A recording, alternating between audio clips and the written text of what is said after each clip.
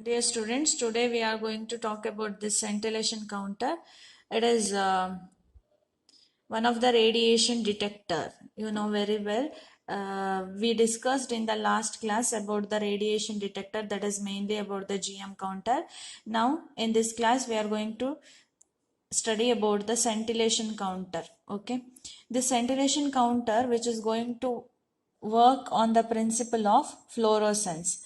What is this fluorescence? This is the when high energy radiation is falls on the substances. When the high energy radiation is falls on the substances, what happens? There is an emission of flashes of light, that we refer it as a fluorescence. That material we call it as a fluorescence material or phosphor.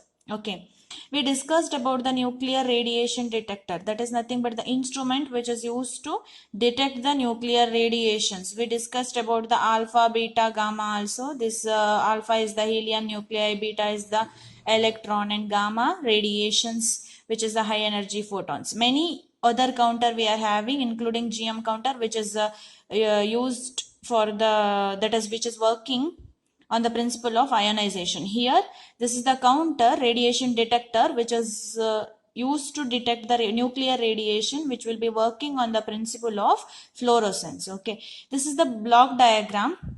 So here is a source. We are commonly here in the scintillation detector, we are using sodium iodide, thallium activated sodium iodide. So we are writing it as a, in the bracket, TL, that is a thallium activated, and there is a scintillator or the phosphor, which is going to give us the flashes of radiation. When the radiation that is incident on the scintillator, there is an emission of photon.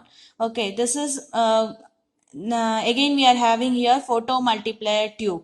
When this flashes of light which is coming from the scintillator, this photo multiplier tube, there is an emission of electron, that is actually photoelectric effect takes place here, and the electron will going to multiply here.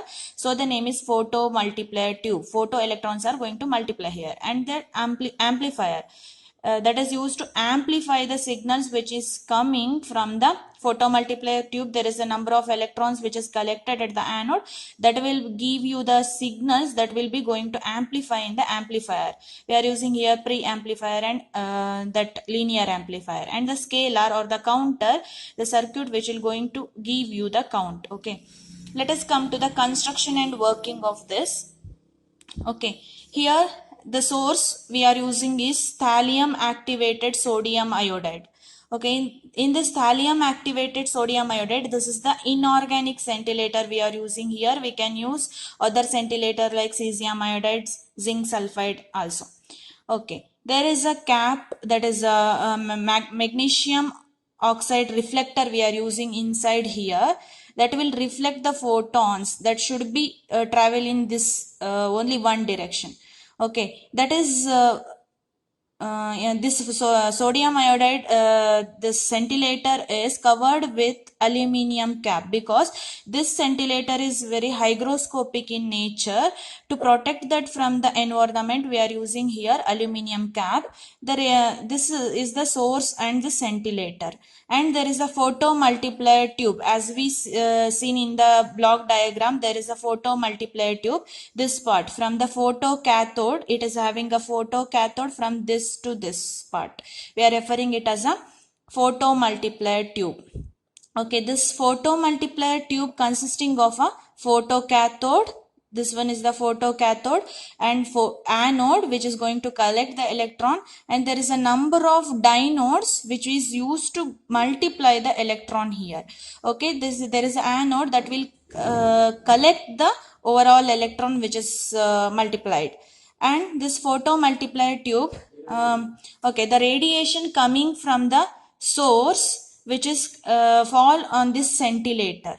What happens? You know the principle, that is when the high energy radiation which is going to fall on the scintillator, what happens? There is an emission of photons, right? Emission of photons. As long as the radiation enters here from here and falls on this scintillator, there is a emission of this photons. Those photons will going to fall on this photocathode, which is in the photomultiplier tube, and this their photoelectric effect takes place. What happens when the photons incident on the photocathode? There is emission of electron. Those electron, there are number of dinodes here. These dinodes are nothing but These dinodes are nothing but which are the cathodes which is kept at the increasing potential. This is the first dynode which is kept at the 100-volt potential difference from this photocathode, and this is the second one which is kept at 100-volt from this first dynode, and the 200-volt from this photocathode. Okay, we are having the series of dynode here.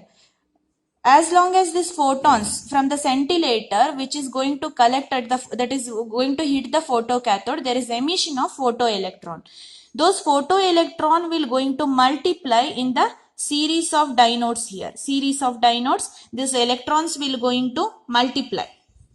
Okay, this multiplied electron will be collected at the anode, and because of that there is a count at the output. There is a capacitor and internal structure that will going to make the counts. Okay, that will make the signals. Okay, those signals we send to the preamplifier first. Here we are using preamplifier to in the preamplifier there is some amount of pulse shaping. The pulse may be with some like this. So in the preamplifier, some amount of pulse shaping is taking place, and a little amount of amplification, and the pulses are sent to the linear amplifier, and where the maximum amount of amplification will be taking place. Then those pulses will be sent to the single channel analyzer. There are two types, multi-channel analyzer and single channel analyzer. In the case of single channel analyzer, there is pulse of some voltage will be that is amplified. Okay, that is transformed. For example, 0 to 5 volt. All the pulses in this voltage range will be transferred from here to here.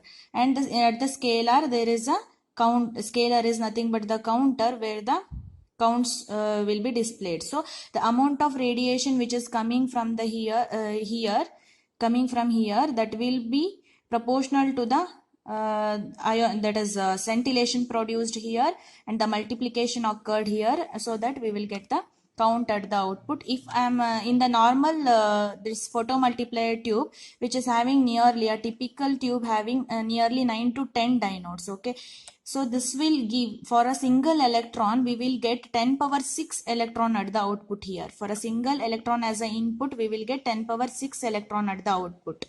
Okay, and this if m electron multiplication factor for a single dynode, if I consider, then if there is a n number of dynode, we will get the electron amplification is in terms of m power n. Here m is the multiplication factor and n is the number of dinodes. Okay, there are many types of scintillator, that is inorganic and organic. Here the NaITL, thallium activated sodium iodide, cesium iodide, zinc sulfide. The thallium activated sodium iodide is used